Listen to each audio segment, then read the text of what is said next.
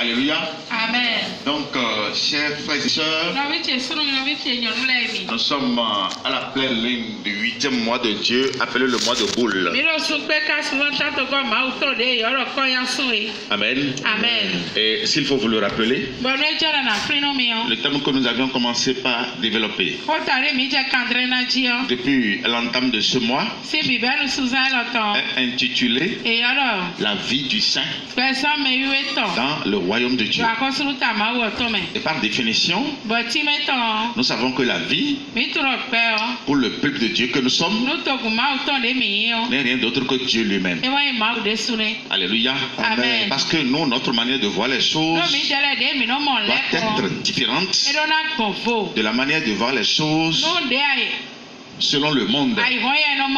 Donc la définition que nous pourrions vous donner, que vous devez avoir en vous, soyez rapide, que vous devez avoir en vous, quand on parle de la vie, on parle de Dieu, uniquement de Dieu. En dehors de Dieu, il n'y a pas la vie. Amen. Amen. Celui qui n'a pas Dieu n'a pas la vie. Alléluia. Amen. Donc, par définition, je le rappelle, la vie n'est rien d'autre que Dieu lui-même. Et si nous disons, si le thème nous dit, ou si Dieu veut nous parler par rapport à la vie du saint dans le royaume de Dieu, ça veut dire que Dieu veut parler à son peuple, à son peuple que nous sommes. Au commencement, nous allons voir comment Dieu qui est la vie a communiqué cette vie à l'être humain. Et qu'est-ce qui a été la recommandation de Dieu vis-à-vis de cette vie qu'il a donnée à l'homme? Parce que vous devez le savoir, c'est celui qui vit qui doit bénéficier des avantages de la vie. Lorsque vous êtes un mort, ce qui concerne la vie ne vous concerne pas, ne vous appartient pas. Parce que la vie et la mort sont deux entités diamétralement opposées. On ne peut pas retrouver la mort là où on sème la vie. On ne peut pas retrouver aussi la vie là où on sème la mort. Autrement dit, quand il y a la vie à un endroit, la mort doit disparaître. Alléluia. Amen. S'il y a la vie en toi, la mort ne peut plus se retrouver en toi. Mais s'il y a la mort en quelqu'un, la vie ne peut pas être aussi là. Alléluia. Amen. Parce que c'est des choses qui se combattent. Alléluia. Amen. Donc pour avoir la vie, nous allons partir du départ de comment Dieu lui-même a en tant que la vie. Amen. Comment il a initié la vie. Comment il a donné la vie. Est-ce que véritablement il a donné la vie? Parce que s'il ne donne pas la vie, ou bien s'il n'a pas donné la vie, aujourd'hui nous allons nous ranger et nous allons lui jeter le tort. C'est parce qu'il n'a pas donné la vie. C'est pourquoi nous souffrons. Celui qui vit ne souffre pas. Celui qui a la vie en lui là ne souffre pas. C'est celui qui a la mort en lui qui souffre. Parce que c'est la mort qui souffre. La vie ne souffre pas. Il y a celui qui est à côté de toi. La vie ne souffre pas. La vie ne gémit pas. Alléluia. Amen. Mais c'est la mort qui souffre. Alléluia. Amen. Dans le livre de Jean 11, à partir du verset 9, Jésus va nous dire quelque chose de très capital que nous n'allons jamais oublier. C'est pourquoi en tant que peuple très saint de Dieu, nous allons à chaque fois chercher à nous jauger en Dieu. Nous allons à chaque fois chercher à nous connaître. Chercher à nous connaître, à savoir ce que nous sommes véritablement en Dieu. Alléluia. Amen. Parce que, étant dans la chair, si vous ne savez pas ce que Dieu a fait de vous, dans le spirituel, vous allez avoir une vie dans la chair totalement opposée à celle que vous devez vivre dans le spirituel. Alléluia. Amen. Lis-moi ça. Jean 11, verset 9 à 10. Oui. Jésus répondit, n'a-t-il pas 12 heures au jour? Si quelqu'un marche pendant le jour, il ne bronche point parce qu'il voit la lumière de ce monde. Si quelqu'un marche pendant le jour, il ne bronche point parce qu'il voit la lumière de ce monde. Alléluia. Amen. Marcher dans la lumière veut dire quoi? Qu'il vous souvienne que c'est lui-même qui est la lumière. Et dans la lumière, on va chercher aujourd'hui à savoir ce que Dieu a placé dans la lumière. Et c'est de quelle lumière Dieu parle. Si quelqu'un marche pendant le jour, il ne bronche point parce qu'il voit la lumière de ce monde. Oui, vas-y. Mais si quelqu'un marche pendant la nuit, il bronche parce que la lumière n'est pas en lui. Mais si quelqu'un marche pendant la nuit, il bronche. Il doit parler parce que il doit avoir des incohérences dans sa vie. Si quelqu'un marche pendant la nuit, il bronche. La nuit ici ne signifie pas la nuit naturelle que nous passons dans nos maisons. Non, le jour ici n'est pas le jour naturel que nous passons pour aller au boulot. Le jour ici parle de la vie. Celui qui a la vie en lui, lui doit bien voir. Alléluia. Amen. Lui ne sera jamais dans les ténèbres. Mais celui qui n'a pas la vie en lui, lui ne peut rien voir parce qu'il serait dans les ténèbres. C'est pourquoi on dit celui qui marche pendant la nuit, il doit broncher. Il y aura beaucoup d'incohérences dans sa vie. Il va avoir totalement une vie confuse. La lumière ici annonce quoi? Jean 1 à partir du verset 1er va nous dire quoi? Au commencement était la parole, et la parole était avec Dieu, et la parole était Dieu. Elle était au commencement avec Dieu. Toutes choses ont été faites par elle, et rien de ce qui a été fait n'a été fait sans elle. En elle était la vie, et la vie était la lumière des hommes. Amen. Amen. Si nous partons de là, si nous sommes d'accord qu'au commencement était la parole, qui est d'accord qu'au commencement était la parole? Alléluia. Amen. Sinon, Genèse 1 verset 1er là dit, on va le lire rapidement. Genèse 1 à partir du verset 1er. Au commencement, Dieu créa les cieux et la terre. Oui. La terre était infâme et vide. Oui. Il y avait des ténèbres à la surface de l'abîme. Oui. Et l'Esprit de Dieu se mouvait au-dessus des eaux. Et l'Esprit de Dieu se mouvait au-dessus des eaux. Oui. Dieu dit que la lumière soit. Et la lumière fut. Oui. Dieu vit que la lumière était bonne. Et Dieu sépara la lumière d'avec les ténèbres. Dieu appela la lumière jour et il appela les ténèbres nuit. Ainsi l'un soit le matin, ce fut le premier jour. Alléluia. Amen. Ça veut dire que ce que nous venons de lire dans le livre de Jean, à partir du verset 1er, a été vraiment effectif. Alléluia. Amen. Donc Dieu ne nous a pas menti. Au commencement était la parole. La parole était avec Dieu. La parole était Dieu. Et c'est la parole qui a pondu la lumière. Et cette lumière, c'est en elle que nous avons la vie. Cette lumière qui nous amène à connaître Dieu, à connaître notre Créateur sur le plan spirituel. Parce que cette lumière est différente du soleil, de la lune et des étoiles. Alléluia. Amen. Autrement dit, celui qui ne connaît pas Dieu ne peut pas avoir la vie. Alléluia. Donc au commencement, effectivement, Dieu a donné la vie. Amen. Alors si Dieu a donné la vie, cela voudra dire quoi? Cela voudra dire simplement que les éléments de la vie, les éléments qui doivent soutenir la vie, parce que ce que nous cherchons aujourd'hui, l'homme a tendance à se jeter aux trousses des éléments de la vie sans jamais chercher à avoir la vie. Alléluia. Amen. Nous ici à URVD, nous n'allons pas marcher comme le monde. Parce que Jésus est notre guide. C'est lui notre Seigneur. Alléluia. Amen. Donc nous avons compris que Dieu effectivement a fait le plan de la vie et a d'abord laissé la vie. Il a d'abord fait apparaître la vie avant de penser à créer autre chose.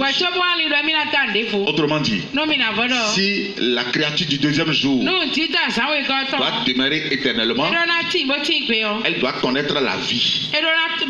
La vie qui a été créée, qui a été laissée, la vie que Dieu lui-même a donnée dès le premier jour déjà. Alléluia. Si la terre doit rester éternelle, la terre doit rentrer dans la connaissance de cette vie.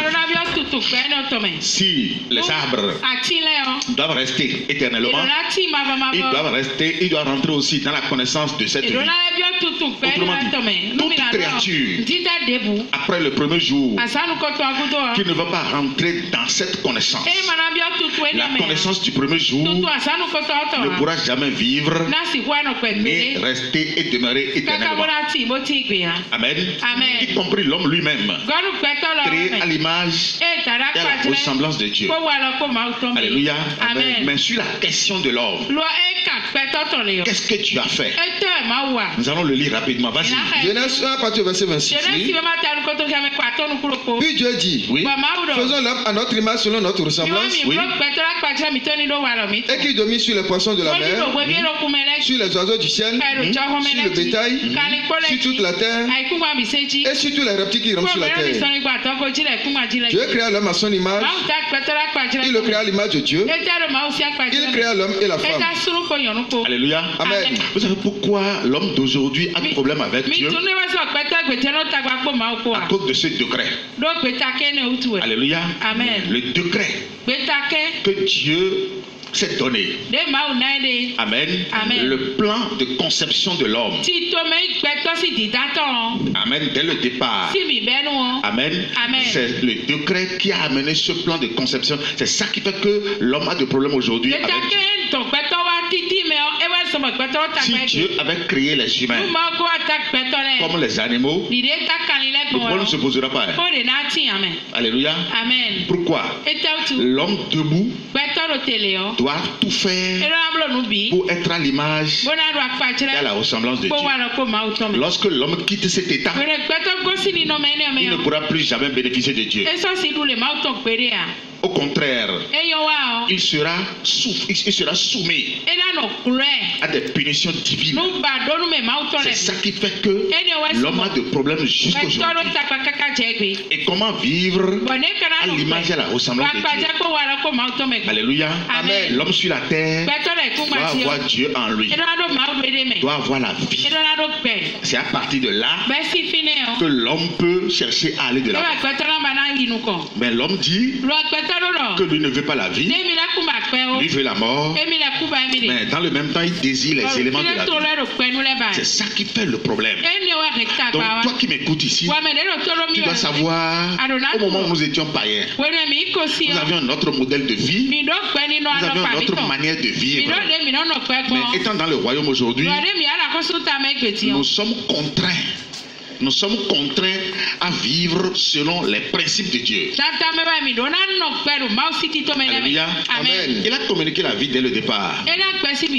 Amen. Amen. Après avoir communiqué la vie au premier créé, telle a été encore la recommandation qu'il a donnée. Parce que si nous ne partons pas de là, nous n'allons pas comprendre ce qu'il nous fait aujourd'hui ou ce qu'il a fait de nous aujourd'hui.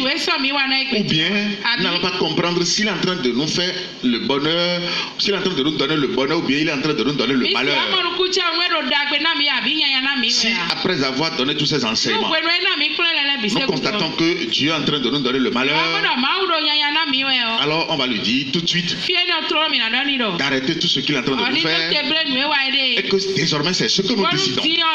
Mais si par ignorance, alléluia, nous ne savons pas ce qu'il est en train de nous faire et qu'aujourd'hui, après tout, nous parvenons à comprendre que véritablement tout ce qu'il nous fait c'est pour notre bonheur, alors nous allons encore nous prosterner devant lui, alléluia, pour implorer sa grâce. Amen. Amen. Oui, vas-y. Dieu les bénit et Dieu leur dit: soyez féconds, multipliez, remplissez la terre et la sujettissez. Amen. Amen. Après les avoir créés à son image et à sa ressemblance, amen, il leur a donné une recommandation. Et cette recommandation, selon lui, il dit que c'est une bénédiction. Amen. Il dit que c'est une bénédiction. Ça veut dire que Dieu donne des recommandations. Et selon lui, c'est une bénédiction. Dieu peut donner des recommandations alors. Et si celui-là ne parvient pas à discerner ce que Dieu dit, il peut le considérer comme étant quelque chose de malheur.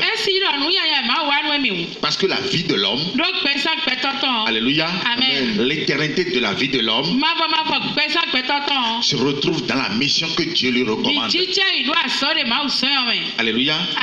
Après avoir créé les premiers à son image et à sa ressemblance, ça veut dire qu'après avoir semé son esprit en eux, il leur a dit maintenant, pour que cette vie en vous soit éternelle, je vous donne la possibilité de devenir multiplicateur de cette vie. Sans être multiplicateur de cette vie, vous ne pouvez pas vivre éternellement. C'est pourquoi, en leur accordant cette grâce, lui-même en tant que Dieu, il dit que c'est une bénédiction. Soyez féconds, multipliez et remplissez la terre. Alléluia. Dieu pouvait à chaque fois amener l'homme à l'existence en prononçant la parole comme il a fait dès le départ. Mais après avoir créé les premiers, alléluia, il leur a donné maintenant la recommandation de se connaître, de se multiplier et de remplir la terre. Et par rapport à cette recommandation, il dit que c'est une bénédiction. Selon vous,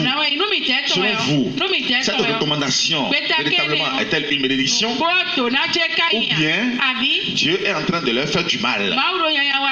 L'homme va se multiplier sur la terre. Alléluia.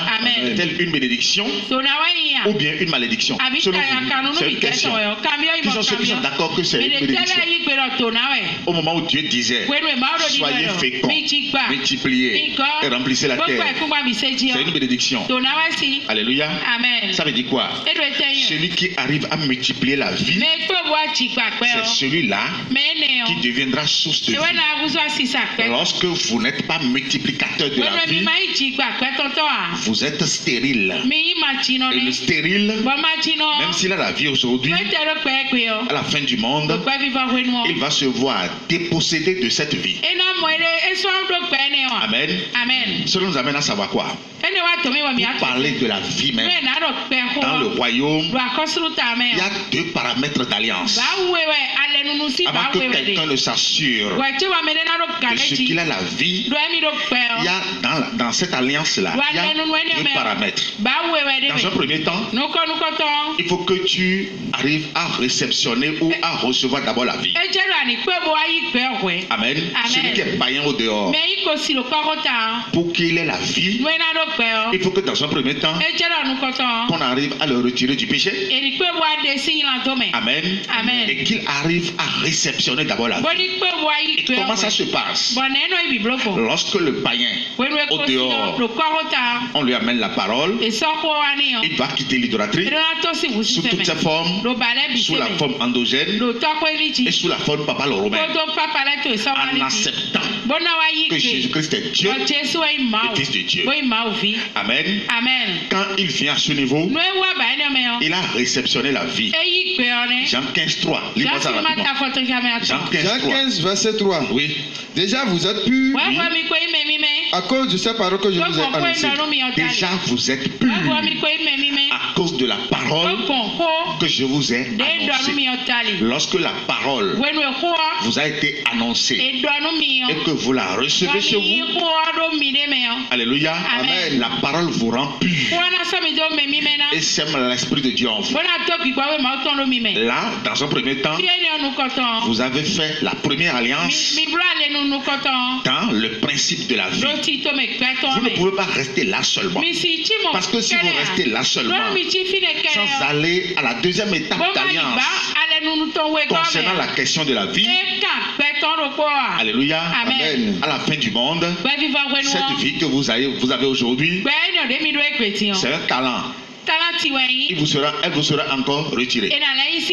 Parce que en acceptant Jésus comme votre sauveur personnel, en le discernant du faux Jésus imposé par la Rome, dans son système de janvier à décembre et de lundi à dimanche, pour accepter le système divin, Nissan Ada, qui nous amène à dire que nous sommes à la pleine lune de boule aujourd'hui. Lorsque vous avez ce discernement, alléluia, en abandonnant l'idolâtrie, vous devenez saint. Amen. Amen. Lorsque vous venez au lieu saint, Dieu n'a pas créé l'homme et l'a mis au lieu saint. Il a créé l'homme et l'a mis au lieu très saint. Parce qu'au lieu saint, vous êtes au même niveau que les créatures. Alors que l'homme a été créé pour dominer sur les créatures, dominer sur les oiseaux, dominer sur les animaux qui se mettent sur la terre, dominer sur les poissons qui sont dans les eaux. Lorsque vous restez au lieu saint, vous êtes au niveau des créatures. Et si vous êtes au niveau des créatures, vous ne pouvez pas leur donner des recommandations. Tout ce que nous voulons sur cette terre, Dieu a disposé la création pour nous accompagner. Celui qui ne parvient pas à avoir la domination sur la création ne pourra jamais évoluer, ne pourra jamais avoir ce qu'il veut. Je donne un exemple. Je suis au niveau saint, au lieu saint. La terre aussi à ce niveau. Les cieux sont à ce niveau. Les arbres, toute la création à ce niveau. Alléluia. Amen. Quand est-ce que je vais demander à la terre de se lever et de m'obéir? La terre pourrait se mesurer à moi pour dire mais nous sommes au même niveau. Alléluia. Amen. Les cieux pourraient se mesurer à moi pour dire nous sommes au même niveau. Alléluia. Amen. C'est pourquoi Dieu n'est pas resté au niveau de la création. Il est resté au niveau très saint. Et ayant créé l'homme à son image et à sa ressemblance, l'homme doit savoir que son milieu de vie, c'est le lieu très saint. Et comment quitter le lieu saint pour venir au lieu très saint? J'ai parlé tout à l'heure du païen qui était au parvis extérieur, qui a reçu Jésus, notre Jésus bien sûr. Alléluia. Amen. S'il le reçoit de cette manière, il vient au lieu saint. Maintenant, étant au lieu saint, il doit accomplir ce que Jésus a dit ici. Alléluia. Amen. Ce que nous avions vu tout à l'heure dans Genèse 1, verset 1er. Genèse 1, à partir du verset 26. La bénédiction que Dieu a laissée sur les premiers créés, la même bénédiction nous a été encore laissée. Il doit savoir que Dieu l'a béni. Amen. Amen. Pour qu'il se multiplie pour remplir la terre. Étant au lieu saint, il doit savoir qu'il n'est pas venu rester là, mais Et on l'a amené à ce niveau pour lui donner la vie. Parce que la vie n'est pas donnée au paradis extérieur. On lui a donné la vie pour qu'il devienne multiplicateur de la vie avant d'avoir accès au tabernacle. Alléluia. Amen. Lorsque les premiers créés ont accepté de se multiplier, dans Genèse 1, verset 29, qu'est-ce que Dieu a dit? Tout ce que vous allez demander vous sera donné par dessus. Alléluia. Amen. Lis-moi encore Genèse 1, verset 26 à 29. Sois rapide. Puis Dieu dit, oui, faisons l'homme à notre image selon notre ressemblance, oui, et qu'il domine sur les poissons de la mer, oui, sur les oiseaux du ciel, oui, sur le bétail, sur toute la terre et sur tous les reptiles qui rampent sur la terre. Ce pouvoir régalien que Dieu donne à l'homme, alléluia, n'est pas utilisé au lieu saint. Lorsque vous êtes au lieu saint, vous ne pouvez pas avoir ce pouvoir. Jamais. Vous devez d'abord venir au lieu très saint avant que ce pouvoir ne soit effectif. Amen. Oui, vas-y. Dieu créa l'homme à son image. Oui. Il le créa à l'image de Dieu. Oui. Il créa l'homme et la femme. Oui. Dieu l'a béni et Dieu l'a dit, soyez féconds, multipliez, remplissez la terre et l'assujettissez. Amen. Amen. Le signe de la multiplication ne doit pas quitter ta vie. Amen. Parce que Dieu, jusqu'à là où nous sommes, il est toujours multiplicateur. S'il n'est pas multiplicateur, il ne peut pas dominer. Alléluia. Amen. Lorsque vous voulez vivre en soustraction, lorsque vous voulez vivre en soustraction, vous ne pouvez pas aller de l'avant.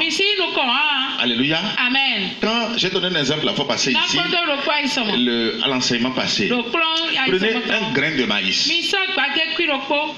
Semez ce grain dans la terre. Qu'est-ce qui se passe 3 jours après? 3 jours après, 3 mois après. Faites l'expérience chez vous à la maison. Vous n'avez pas besoin d'être agriculteur avant de lire ce que Dieu dit. Ce grain va pousser une tige et la tige va porter des épis de maïs. Et quand vous prenez un épi de maïs, vous allez voir le grain que vous avez semé là. Vous allez voir le multiplier. Et chaque fois nous mangeons le maïs. Amen. Sans jamais chercher à réfléchir. Qu'est-ce qui se passe pour que nous soyons satisfaits de cette manière? Si Dieu, alors nous sommes, n'est pas multiplicateur, personne ne peut plus vivre. Personne ne peut plus vivre. Alléluia. Un seul grain peut donner 1000, peut donner 2000. Si les épis sont bien géants. Alléluia. Amen. Mais si Dieu lui-même est multiplicateur, c'est parce que le multiplicateur de la vie, parce que ayant semé Jésus lui seul, il a pu récolter nous tous aujourd'hui. C'est pourquoi Dieu ne peut jamais, il ne peut jamais mourir. Amen. Amen. Dieu ne mourra jamais parce que il est multiplicateur de la vie. Il est source de la vie. Lorsque toi aussi tu es multiplicateur de quelque chose, la chose ne finit jamais. Je donne un exemple. Quelqu'un à qui on donne 1 million et qui ne sait pas comment multiplier l'argent. Amen. Quelques mois après, demandez-lui le montant, mais il sera encore affamé. Alléluia. Donc c'est pour vous dire que quand on parle de la vie, il y a 2 alliances. Il y a d'abord une première alliance qui vous amène à réceptionner la vie. Amen. Amen. En quittant l'idolâtrie, bien sûr. Et la deuxième alliance qui gardera cette vie éternelle en vous, c'est lorsque vous parvenez à la multiplier. Et lorsque vous rentrez dans la multiplication, vous devenez source de la vie. C'est celui qui devient source de la vie. C'est lui qui a les éléments de la vie. Qui me suit vraiment? Oui, vas-y. Et dominer sur les poissons de la mer, oui, sur les oiseaux du ciel, oui, et sur tout animal qui se met sur la terre. Oui. Et Dieu dit, oui, voici, je vous donne toute œuvre portant de la semence, oui, et qui a la surface de toute la terre, oui, et tout arbre ayant en lui du fruit d'arbre, oui, et portant de la semence, oui, ce sera votre nourriture. Mais pourquoi il n'a pas dit, j'ai créé l'homme à mon image et à ma ressemblance, voici ce que vous allez manger? Pourquoi il n'a pas dit ça? Et il leur a donné d'abord la permission de la multiplication de la vie. C'est lorsque l'homme va commencer par se multiplier qu'il pourra rentrer dans la bénédiction de Dieu. Le verset de base dit quoi? Cherchez premièrement, dis-moi, reprends-moi. Matthieu 6, verset 33 à 34. Oui.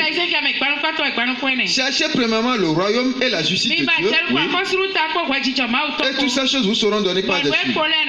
Vous cherchez le royaume.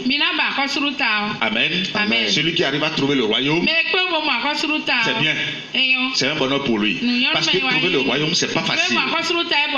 Alléluia. Amen. Et c'est pas les enfants de la chair qui arrivent à trouver le royaume.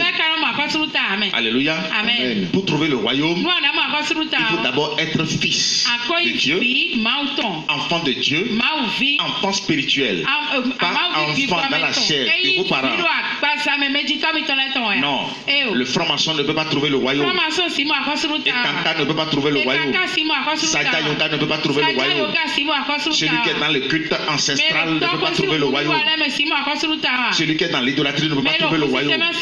Le royaume est donné à qui et qui. Quand nous allons d'abord chercher à voir ce qu'est le royaume, Luc 17, verset 20.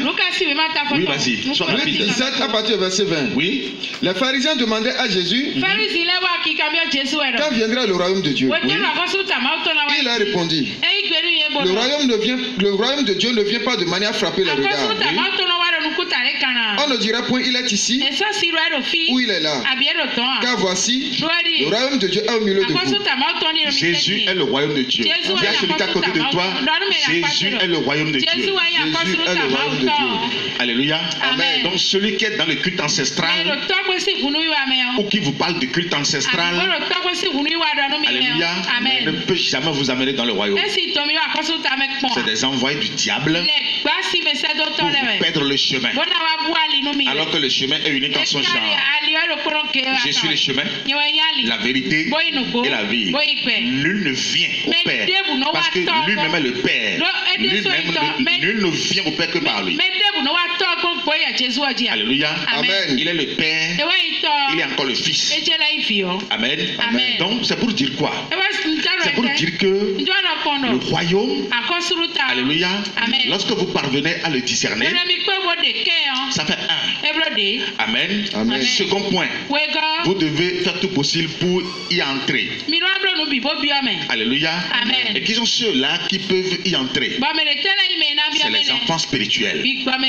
Amen. Amen. Les enfants qui ne sont pas enseignés par la chair humaine, qui ne sont pas enseignés par la philosophie humaine. Les enfants de Dieu sont enseignés par Dieu. Amen. Jean 3. Jean 3, à partir du verset 3. Oui. Jésus lui répondit, en vérité, je te le dis, si un homme ne naît de nouveau, il ne peut voir le royaume de Dieu. Si un homme ne naît de nouveau, il ne peut voir le royaume de Dieu. Oui. Nicodème lui dit, comment un homme peut-il naître quand il est vieux? Peut-il rentrer dans le sein de sa mère et naître? Jésus répondit, en vérité, je te le dis, si un homme ne naît d'eau et d'esprit, il ne peut entrer dans le royaume de Dieu. Alléluia. Amen. C'est cette naissance que Jésus est venu t'accorder. On l'appelle la haute naissance. Déjà que tu as cette naissance, tu as la vie en toi. Et celui qui a la vie en lui, pour avoir la richesse de Jésus, pour avoir l'or et l'argent, Pour bénéficier de tout. Tout est possible maintenant. Parce que celui-là est bien né.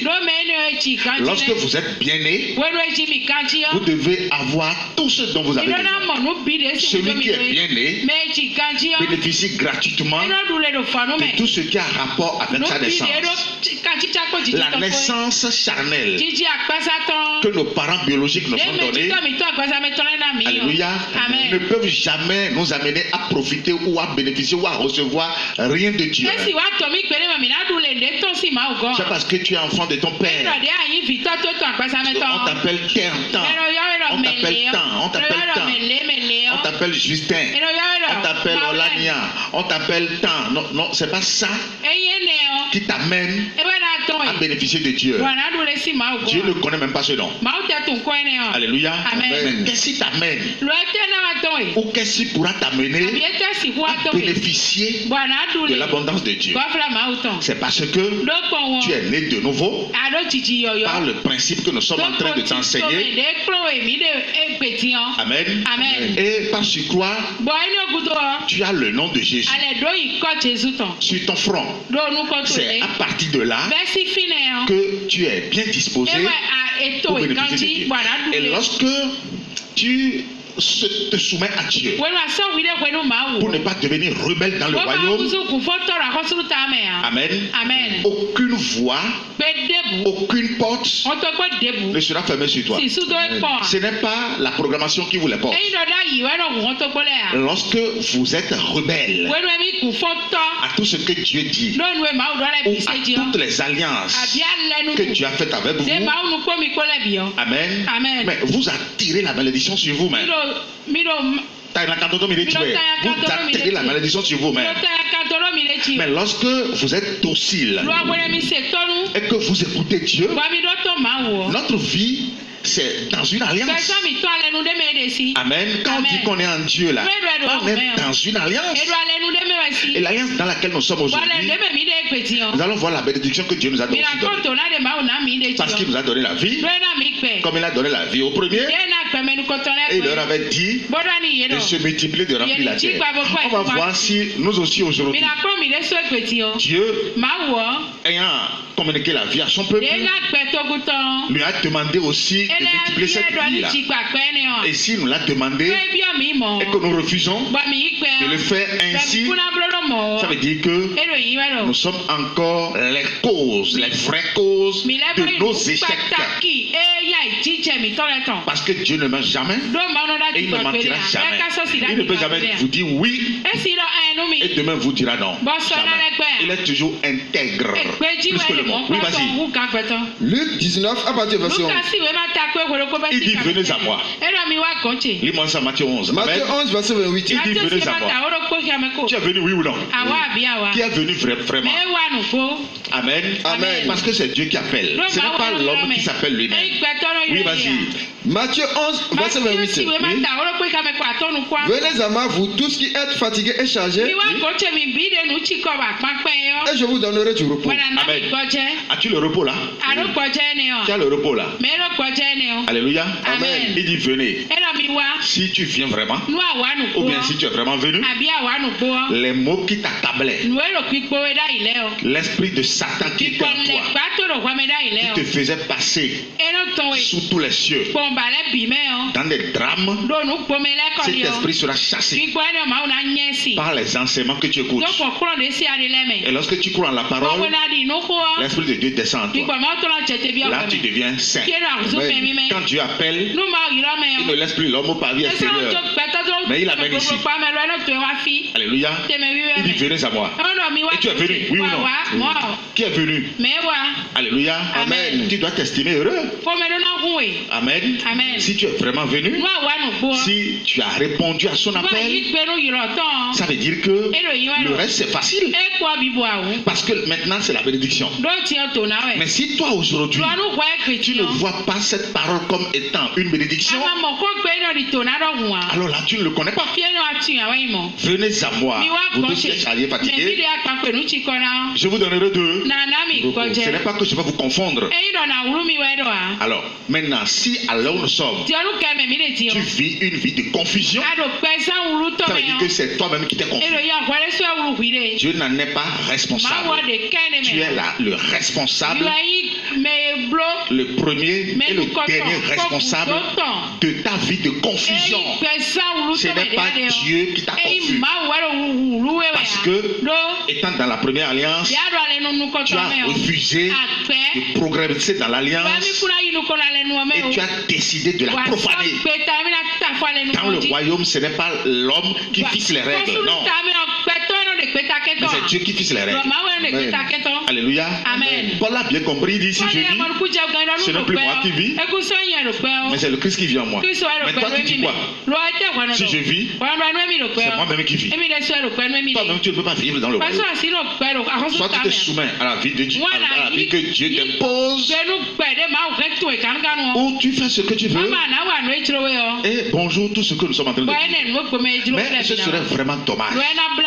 Dommage pour celui-là. Parce que c'est une perte. C'est une perte. Celui qui arrive à devenir saint. Amen. Va rater le tabernacle, c'est dangereux. C'est dangereux. À quoi bon alors de devenir saint? Faudrait mieux de rester païen pour qu'on sache que au dernier jour c'est la mort.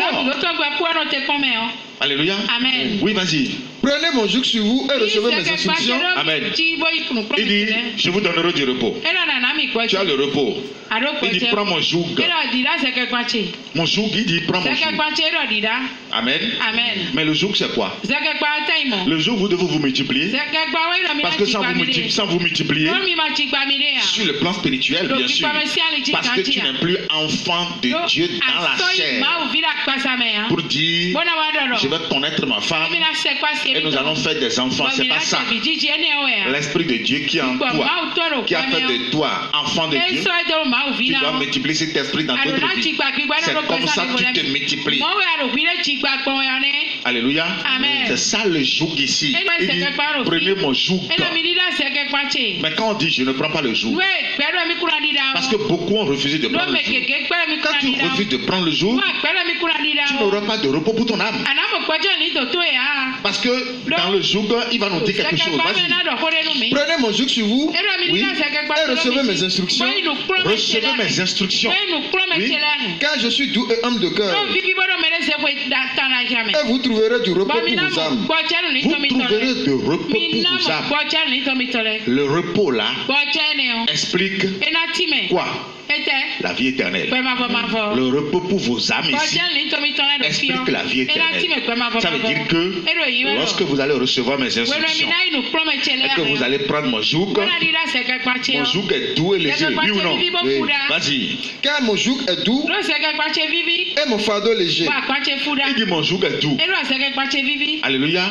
Et mon fardeau léger. Ça veut dire que celui qui prend vraiment le joug de Dieu va sentir cette douceur en lui. Doit sentir cette douceur et doit se sentir aussi léger. Et il ne sera plus appesanti par une charge, non. Aucune charge ne va plus peser sur lui. Il sera toujours léger.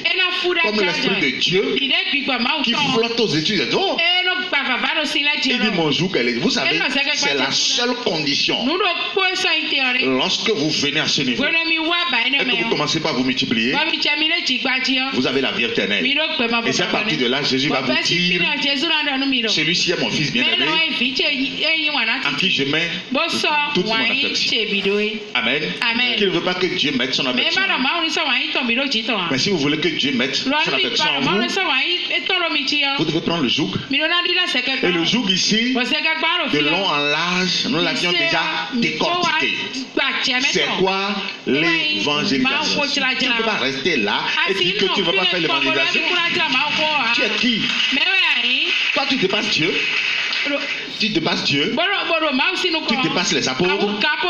Jésus l'a fait. C'est ce qu'il est venu faire sur la terre. Alléluia. Amen. Mais suivez-le dans son parcours. Partout il passe là. Toujours dominant. Même s'il n'a pas un franc dans la poche, il va multiplier les pains et les poissons. Alléluia. Amen. Ça veut dire que là où tu es là.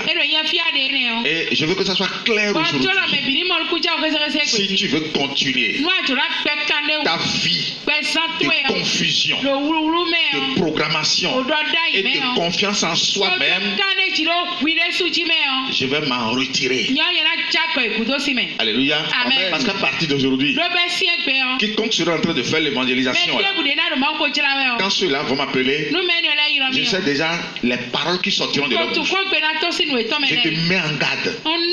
Lorsque tu vas encore commencer par me sortir des paroles de confusion là, je ne vais plus jamais te répondre. Tu me suis vraiment? Amen. Amen. Oh Dieu, prophète, il y a telle chose. Non. Je vais de ce pas aussi te demander quel est le rapport qu'il y a entre toi et Dieu. Produis-moi le rapport. Alléluia. Amen. Parce que moi j'ai un rapport avec lui. Amen. Amen. Toi aussi tu dois envoyer un rapport avec lui. Vous ne pouvez pas rester rebelle dedans et à chaque fois me gêner. Non. Je vous dis ce qu'on doit faire. Amen. Amen. Et c'est ce que nous devons faire. Sinon, selon toi là, qu'est-ce que toi tu veux faire dedans? On va voir la vie d'un prophète. D'un prophète de Dieu. Parce qu'à l'entame tout à l'heure, je vous ai dit que la vie de l'homme là, la vie de l'enfant de Dieu réside dans la mission que Dieu confie à son peuple, confie à son enfant. Amen. Ta vie, tes bénédictions, tout se repose où? Dans l'accomplissement de la mission que Dieu a donnée. C'est tout. Il y a même d'autres, quand ils se lèvent, ils ne pensent qu'à eux-mêmes. Ils ne pensent qu'à eux-mêmes, à leurs activités. Ils ne pensent jamais à l'œuvre de Dieu. Alors que vous êtes dans un maillon où vous ne décidez pas. C'est quelqu'un qui décide. On va voir ce monsieur-là. Amen. Amen. Lis-moi un roi 12, à partir du verset 5. Suivez bien. Jéroboam bâtit Sichem sur la montagne d'Éphraïm, et il demeura. Puis il en sortit et bâtit Pénuel. Amen. C'est qui Jéroboam? C'est qui Roboam? C'est les descendants, les arrière-petits-fils de David. Alléluia. Amen. C'est les enfants de Salomon. C'est les enfants de Salomon. Amen. Qu'ils vous souviennent qu'à un moment donné, David avait tué Uri. Oui ou non? Oui ou non? Et pour le punir, Dieu a envoyé le prophète Nathan lui donner la prophétie. Et ayant tiré la robe du prophète, la robe s'est déchirée en deux. Et Dieu lui a dit, tu vois, le royaume sur ta tête sera déchiré. Alléluia.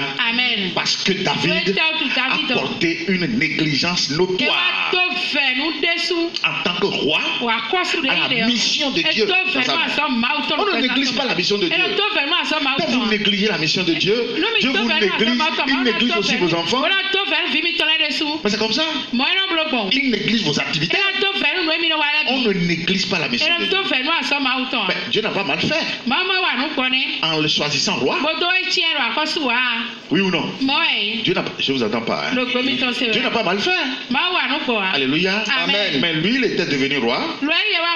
Et il était sur son balcon en train de se balader. Trouver la femme d'autrui. C'est bien. Amen. Mais normalement, c'est pas son statut. Il doit savoir comment se garder. Parce qu'il est roi. Le roi ne fait pas tout. Alléluia. Amen. De par sa position, de par le nom qu'il incarne, et par le fauteuil qu'il siège, le roi ne fait pas tout. Parce que si le roi se met à faire tout, il ne peut plus à des moments donnés sanctionner. Alléluia. Amen. Mais il a commis de ses actions. Amen. Il a pris la femme d'Uri, il a insulté. Et voilà, comme cela ne suffisait pas. Amen. Il a encore tué Uri. Alors que Uri défendait la cause de Dieu. C'est pourquoi il a abandonné son foyer. Il dit attention, je ne peux pas être dans l'armée de Dieu. Et Dieu en guerre, moi venir rester à la maison. Non, ça ne passe pas. Moi, je ne passerai pas la nuit chez moi. Et il a écrit pour qu'on envoie Uri au front pour qu'il soit tué. Ça veut dire que c'est lui qui a écrit la défaite pour le camp de Dieu, pour faire accomplir sa volonté à lui. Mais quand c'est comme ça, le royaume sera déchiré. C'est comme ça. Qui me suit vraiment? Toi, tu ne peux pas aussi t'asseoir à chaque fois pour concourir à la défaite pour la mission de Dieu. Parce que lorsque tu dis non, je ne peux pas me multiplier là, tu es en train de créer la défaite. Qui me suit vraiment? Amen. Oui, vas-y. Jéroboam dit en son cœur. Alléluia. Donc, lorsque Dieu l'a puni, à un moment donné, le royaume a été donné à Salomon. Et Jéroboam et Roboam, c'est les descendants de Salomon. Ça veut dire que ce que Dieu a dit sur David, parce qu'à un moment donné, Dieu lui a retiré le trône. Alléluia. La chose va s'accomplir maintenant sur ses arrière-petits-fils. Qui me suit vraiment? Amen. Donc, en leur temps, le temps de Roboam et de Jéroboam. Oui. Jéroboam dit en son cœur, le royaume pourrait bien maintenant retourner à la maison de David. Si le peuple monte à Jérusalem pour faire des sacrifices dans la maison de l'Éternel, le cas de ce peuple retournera à son Seigneur, à Roboam, roi de Juda, et ils me tueront et retourneront à Roboam, roi de Juda. Après être consulté, le roi fit 2 veaux d'or et il dit au peuple, c'est longtemps vous êtes monté à Jérusalem, Israël. Voici ton Dieu qui t'a fait sortir du pays d'Égypte. Alléluia. Amen. Donc lorsqu'il a pensé, si je continue toujours de laisser ce peuple à monter à Jérusalem, parce que vous célébrez les fêtes de Dieu, que ce soit la Pâque, la Pentecôte, qui autrefois s'appelait la fête des semaines, et la fête des tabernacles, vous célébrez cette 3 fêtes. Le peuple de Dieu doit venir à Jérusalem. Comme nous avons l'habitude d'aller à Tori aujourd'hui pour cette célébration. Amen. Mais qu'est-ce que lui a dit? Il dit, si je continue de laisser ce peuple monter à Jérusalem pour célébrer toujours les fêtes de Dieu, à un moment donné, ce peuple va ouvrir les yeux et va commencer par discerner son Dieu. Alléluia. Maintenant, pour que le peuple n'arrive pas à discerner son Dieu, parce que le peuple qui arrive à discerner son Dieu, à discerner Dieu, le peuple là sera fort. Mais pour que le peuple ne soit plus fort, pour le tuer lui, il dit davantage, je vais le plonger dans l'idolâtrie. Alléluia.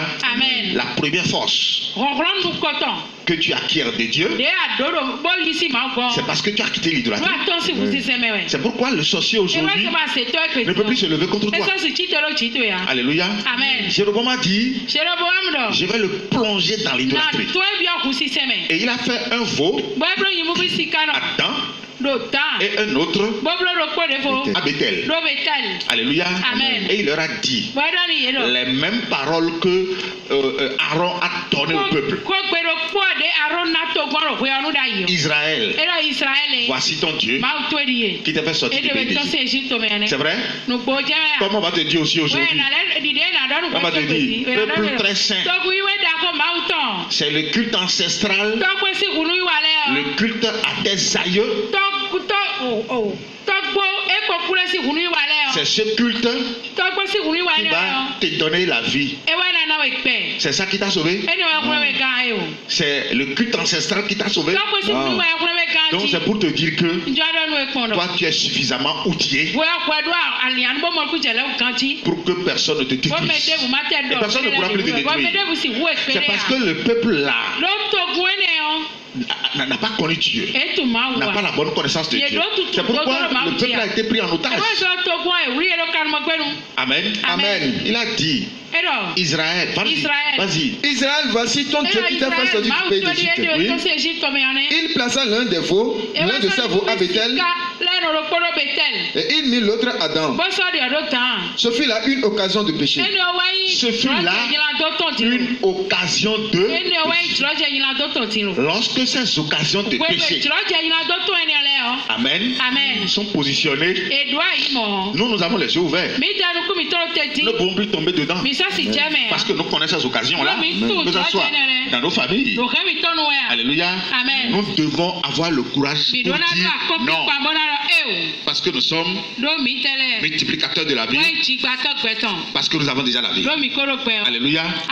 Nous avons la possibilité et la potentialité, Amen, de surmonter ces occasions de péché. Amen. Oui, vas-y. Le peuple alla devant l'un des veaux jusqu'à Dan. Jéroboam fit une maison de haut lieu. Et il créa des sacrificateurs pris parmi tout le peuple et n'appartenant point au fils de Lévi. Amen. Alléluia. Amen. Quand il a fait le veau et il leur a donné la direction, c'est pourquoi je dis, ce n'est pas un être humain qui va te donner la direction. Toi-même, tu ne peux pas te donner la direction. C'est Dieu qui donne la direction. Amen. Alléluia. Amen. Ils ont suivi la direction de Jéroboam parce que ne connaissant pas Dieu, obligatoirement, il ne peut que se soumettre à ce qu'on va leur présenter. Et c'est ce que les Romains nous ont fait. Alléluia. Nous rendons grâce à Dieu aujourd'hui parce que Dieu nous a mis au large. Donc, ils sont allés devant le veau à Dan. Amen. Et Jéroboam, comme cela ne suffisait pas, il a créé des camps de sacrificateurs. Alors que la tribu de Lévi, c'est cette tribu qui a été choisie par Dieu pour sacrifier sur l'autel de Dieu. Ça veut dire que lui, il a créé des sacrificateurs personnels n'appartenant pas à la tribu de Lévi. Qui me suit vraiment là? Alléluia. Amen. Dis à celui qui est à côté de toi, tu es le sacrificateur du Dieu vivant. Parce que quand on dit sacrificateur n'appartenant pas à la tribu de Lévi, c'est des faux adorateurs. C'est des chrétiens par rapport à nous aujourd'hui. Nous sommes des sacrificateurs et un royaume pour Dieu. Amen. Tu as fait d'eux un royaume des sacrificateurs pour notre Dieu et ils règneront sur la terre. Ça c'est nous ça. Mais les chrétiens sont comment? Ils sont des faux sacrificateurs et ils ne peuvent pas régner sur la terre. Alléluia. Donc c'est ce que Jéroboam a fait. Exactement comme ce que les Romains ont fait. Oui, vas-y. Il établit une fête au 8e mois, le 15e jour du mois, comme la fête qui se célébrait en Juda. Quelle est la fête qui se célébrait en Juda qu'on avait célébré le mois passé? Quelle est la fête? La fête des tabernacles. Maintenant, par rapport à sa décision, lui il a créé une fête au 8e mois. Plus précisément au 15e jour. Et il veut ressembler à à la fête qui se célébrait à Juda. Amen. Amen. Il veut ressembler à cette fête-là. Et la fête qu'il a créée au 8e mois, à partir du 15e jour, c'est pour son fétiche. C'est pour les veaux d'or. Un à Bethel, un à Dan. Ça veut dire que lui aussi, il veut faire tabernacle pour ressembler aux enfants de Dieu. Aucun tabernacle. Le 8e mois. Les arbres ont déjà changé de feuilles. Oui ou non? Oui. Les arbres ont déjà changé de feuilles. La pluie tétanime a commencé depuis le mois passé. Et c'est ça qui continue jusqu'à là où nous sommes. Ça veut dire que les fêtes des tabernacles, pour les enfants de Dieu vrai, la fête est déjà passée. Toute fête programmée en ce mois, à partir de demain, qui est le 15e boule, demain c'est 15e boule, le 15e jour du 8e mois, toute fête programmée à partir de cette date-là rentre dans le cadre de l'idolâtrie. Et je pèse bien mes mots, hein. Je vous le confirme. Les tabernacles sont passés déjà. Alléluia. Amen. Donc c'est Jéroboam qui est en action. Il a programmé cette fête pour porter atteinte à la sûreté des enfants de l'État. Alléluia. Amen. À la sûreté de la vie des enfants de Dieu. Donc c'est pour dire quoi? Ne permets jamais à ce que la vie que Dieu t'a donnée là, ne permets jamais à ce que cette vie soit détruite encore. Et lorsque tu ne la multiplies pas, amen, la disgrâce viendra la détruire encore. Mais celui qui est dans la multiplication de la vie là, la disgrâce sera éloignée de lui.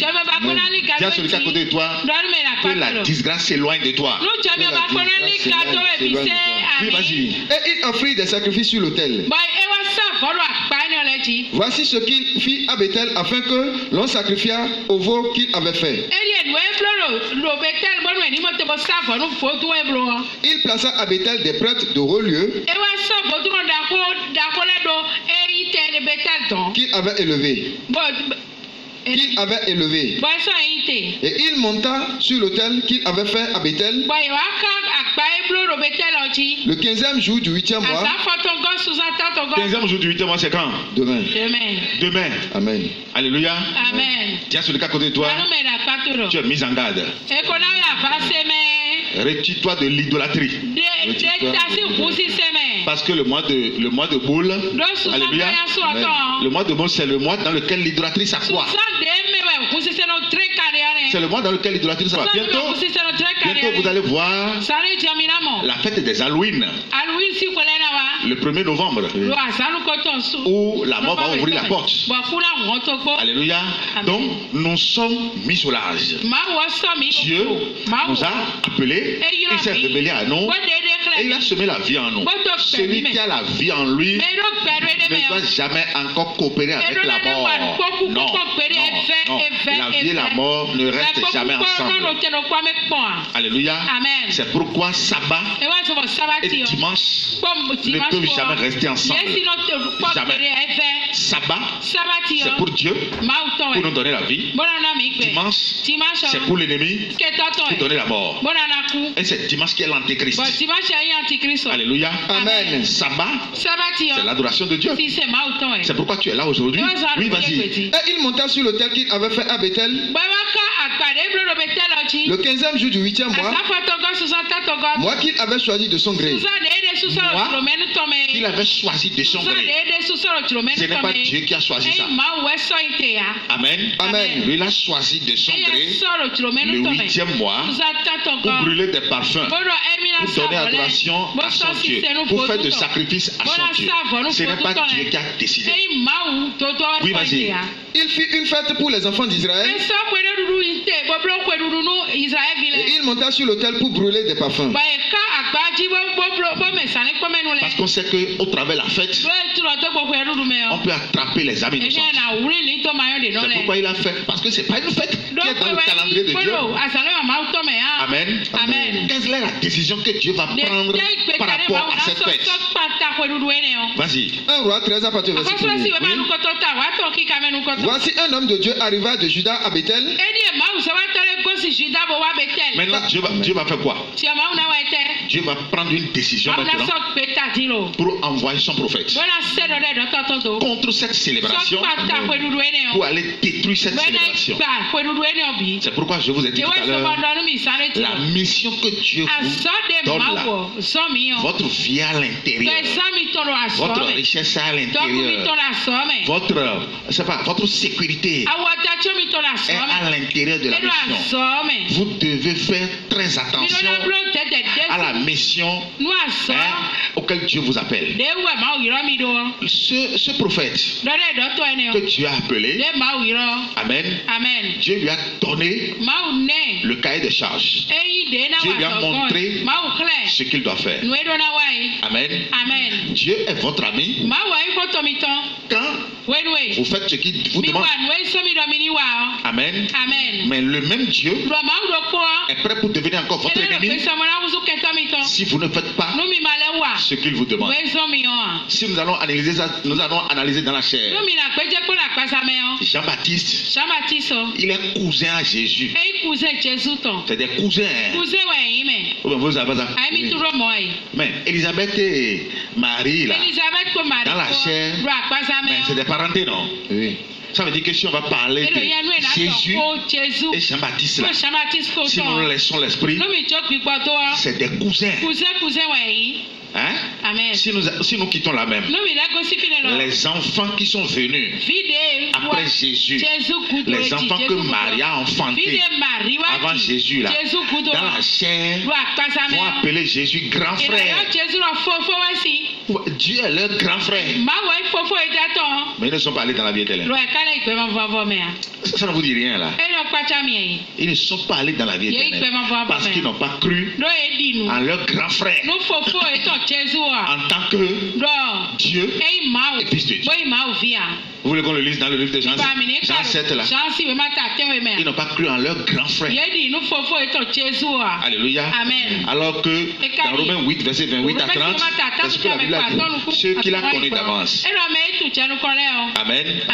Il les a prédestinés à être semblables à lui. Lis-moi ça là d'abord. Lis-moi ça là. Oui. Romains 8. Oui. Romains 8 à partir du verset 28. Romains 8 à partir du verset 28. Oui. Nous savons du reste que toutes choses concourent au bien de ceux qui aiment Dieu et ceux qui sont appelés selon son dessein. Car ceux qu'il a connus d'avance, il les a aussi prédestinés à être semblables à l'image de son Fils, afin que son Fils fût le premier-né entre plusieurs frères.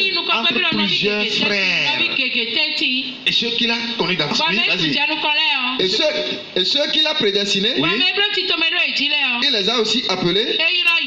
Et ceux qu'il a appelés, il les a aussi justifiés. Et ceux qu'il a justifiés, il les a aussi glorifiés. Alléluia. Amen. Le cousin de Jésus, Jean-Baptiste, a raté la gloire. Les petits frères de Jésus ont raté la gloire parce que ils n'ont pas la vie. Alléluia. Amen. Ce prophète qui a été envoyé par Dieu, à qui Dieu a donné la mission, nous allons étudier son cas, la connaissance qui vient. Alléluia. Parce que nous avons vu maintenant que Dieu l'a envoyé. Mais il a raté la mission. Il a raté la mission. Dieu lui a dit, arrivé là-bas, ne mange pas, ne bois pas. Mais Dieu, il est libre de le dire. Amen. Si Dieu veut que tu manges, tu vas manger. Si Dieu dit à la célébration de Noël, de Tabaski, de fête des pères, fête des mères, Ascension, ne mange pas. Mais il est le roi. Dieu lui a dit de ne pas manger. Arrivé là-bas, les signes que Dieu lui a donnés, les paroles que Dieu lui a données, il a commencé par donner la parole et les signes ont commencé par s'accomplir. Mais il a vu le repas et ça l'a pris. Hein? Il a vu le repas tellement que vraiment, est-ce qu'on va s'en passer? Alléluia. Amen. Et quand on lui a proposé le repas, rapidement il a vidé son cœur. Il dit non, Dieu a dit de ne pas manger ici. Ça veut dire que si Dieu ne m'avait pas interdit, oui, je suis prêt à manger. Alléluia. Amen. Et tellement ses regards étaient fixés sur le repas. Si bien que ce qui s'est passé, le miracle qui s'est passé, lui-même a encore détruit le miracle. Jéroboam est resté sur l'autel et lui a dit attrapez-le. Et sa main est restée calcinée comme ça. Et il ne peut plus retourner sa main à lui. Qui a fait le miracle là? C'est qui?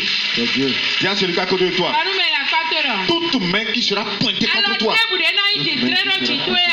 Toute main accusateur qui sera pointée contre toi sera calcinée au nom de Jésus-Christ.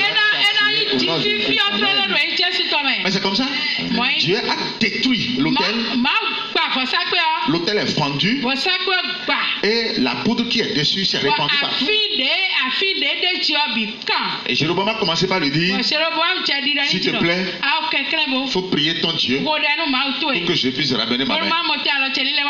Selon vous là, vous allez prier. Comment? Mais si ce n'était pas Dieu, Jéroboam allait le tuer.